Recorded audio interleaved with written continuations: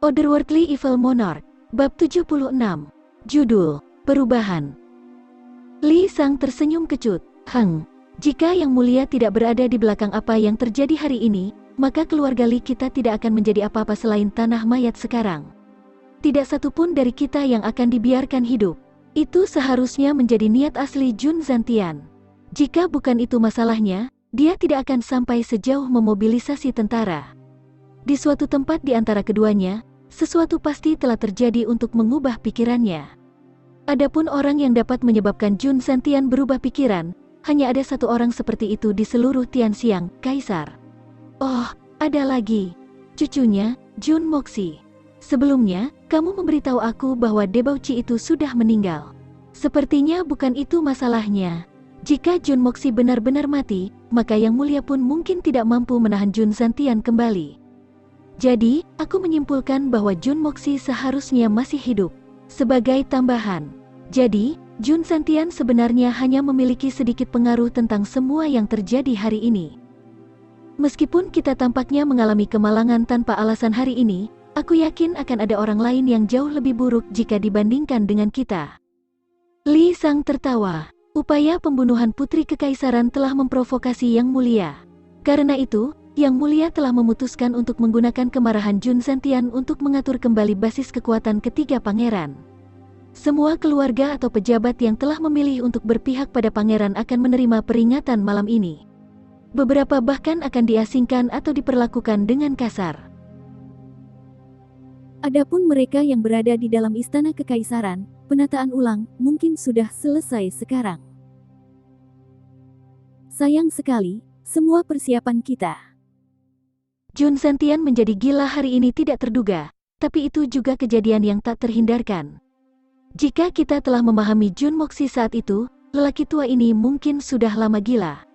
Karena itu, Yang Mulia memutuskan untuk mengambil keuntungan dari tindakan kegilaan Jun Zantian untuk Yang Mulia akan mengambil kesempatan ini untuk melemahkan kekuatan militer keluarga Jun, dan kemudian menekan kekuatan keluarga besar lainnya seperti kita sebelum menekan insiden ini.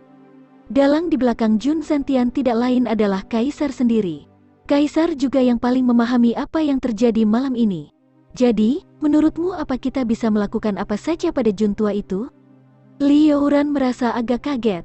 Dia tidak pernah bisa membayangkan bahwa pikiran kakeknya sudah melihat sejauh ini.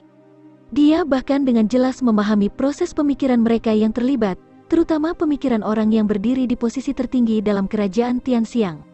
Yang Mulia, Kaisar adalah orang dengan bakat luar biasa. Wajar jika dia tidak ingin penggantinya menjadi orang yang tidak kompeten.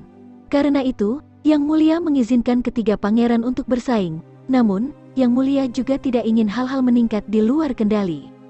Itulah mengapa setelah tindakan ketiga pangeran itu berlebihan, Yang Mulia akan membersihkan papan dan memulai kembali semuanya untuk mereka.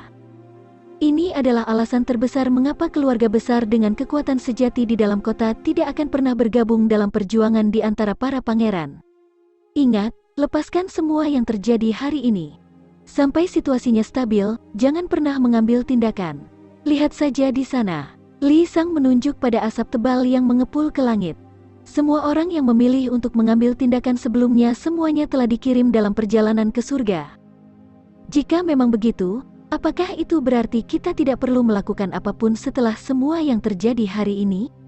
Li Youran bertanya, bagaimana kita bisa tidak melakukan apa-apa? Bahkan jika kita mau, Yang Mulia tidak akan mau. Li Sang tersenyum licik, itu sebabnya kita masih harus mengajukan keluhan besok.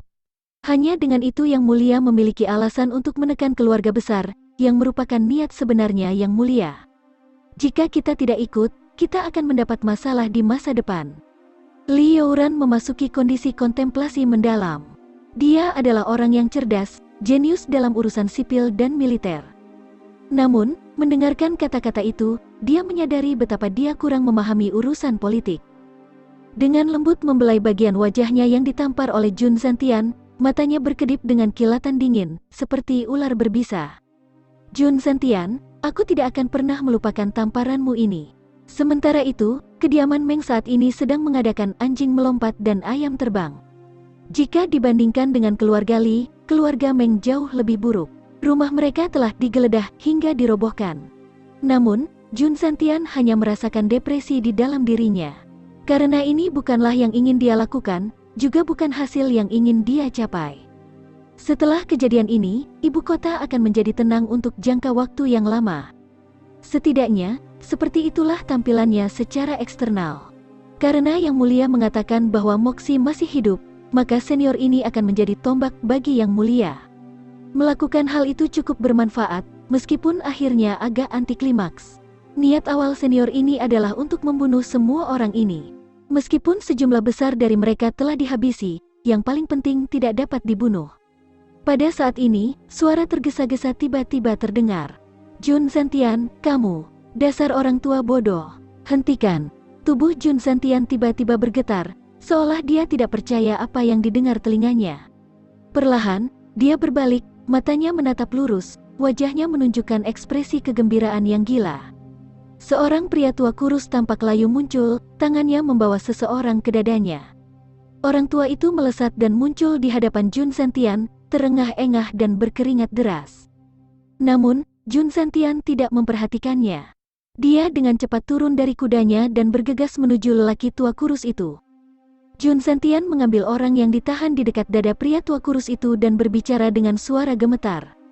Secara kebetulan, kedua orang ini kembali tepat ketika semuanya akan segera diselesaikan. Ekspresi keterkejutan Jun Zentian dengan jelas menunjukkan bahwa dia baru saja melarikan diri dari cengkeraman keputusasaan yang mutlak. Dia memegang Jun Xie seolah-olah dia memegang harta paling berharga di dunia. Kerutan yang dalam di wajahnya memendam perhatian yang sangat besar yang dia rasakan. Ini adalah perasaan gembira menemukan sesuatu yang dianggap hilang selamanya. Jari-jarinya gemetar bersamaan dengan tubuhnya sementara matanya menjadi merah karena kegembiraan. Melihat semua ini, Jun Xie merasakan jantungnya bergetar. Ini adalah komandan dari jutaan tentara, pria berdarah besi tangguh yang telah kembali sebagai pemenang setelah ratusan pertempuran. Tetapi, melihat cucunya sendiri hidup pada saat ini membuatnya terkejut, sikapnya tiba-tiba berubah menjadi orang tua yang lemah dan sakit. Ini adalah emosi yang lahir jauh di dalam daging dan darah seseorang. Pada saat ini, Jun Xie merasakan sesuatu yang muncul dari lubuk hatinya. Itu adalah perasaan sakit yang memberinya rasa hangat dan nyaman. Selain itu, dia merasakan hidungnya menjadi masam. Jun Xie tiba-tiba merasa sulit bernapas, hidungnya sepertinya berhenti bekerja, perasaan yang membuatnya merasa ingin menangis. Apakah ini kasih sayang yang pernah dia inginkan dalam mimpinya? Di masa lalu dan sekarang, apakah ada orang yang telah menunjukkan begitu banyak perhatian padanya? Di masa lalu dan sekarang, adakah yang akan memobilisasi tentara seluruh negara demi dirinya? Baik dulu maupun sekarang, siapa yang bisa membuang semua kekhawatiran mereka demi dia? Siapa yang akan benar-benar putus asa demi dirinya? Siapa yang bisa begitu bahagia sampai gila demi dia? Siapa yang bisa mengabaikan reputasi, kehidupan dan keluarga mereka sendiri? Demi dia, menyaksikan lelaki tua di hadapannya, Jun Xie tidak ragu bahwa demi dirinya, lelaki tua ini bahkan akan membuat lubang menembus langit. Karena, dia satu-satunya harapannya, satu-satunya hal yang bisa dia pegang. Selain itu, tubuh lumpuh Jun Wui yang pada saat yang tidak diketahui telah turun dari kudanya, duduk di atas tanah yang dingin. Melihat Jun Xie, dia dipenuhi dengan kejutan, kebahagiaan, dan kepuasan. Sepasang matanya yang seperti harimau tanpa sadar berubah menjadi air mata. Dia diam-diam menoleh, membiarkan air mata jatuh sebelum berbalik, senyuman terukir di wajahnya. Ini adalah keluargaku. Apakah aku harus menolak semua ini? Tidak. Pada saat ini, Jun Xie tiba-tiba menerima identitasnya, menerima keluarganya. Terlepas dari cita-cita atau pola pikir, dia telah menerima dunia ini. Demi orang tua di depanku ini, dan keluarga ini. Mulai hari ini dan seterusnya, aku Jun Mo Xie. Aku anggota keluarga Jun. Kerajaan Tianxiang, kota Tianxiang, keluarga Jun, ini keluargaku. Air mata Jun Zentian hampir meledak karena kegembiraan. Meskipun cucunya tampak terluka parah, dia tetap hidup. Selain itu, pemeriksaan lebih dekat menunjukkan bahwa kondisinya tidak seserius yang diberitahukan. Terima kasih surga. Selama dia masih hidup, semuanya akan baik-baik saja. Semuanya akan baik-baik saja. Menjadi sangat gembira, mata lelaki tua ini menjadi lembab, tubuhnya gemetar dan bergoyang dengan goyah. Malam ini hari yang sulit.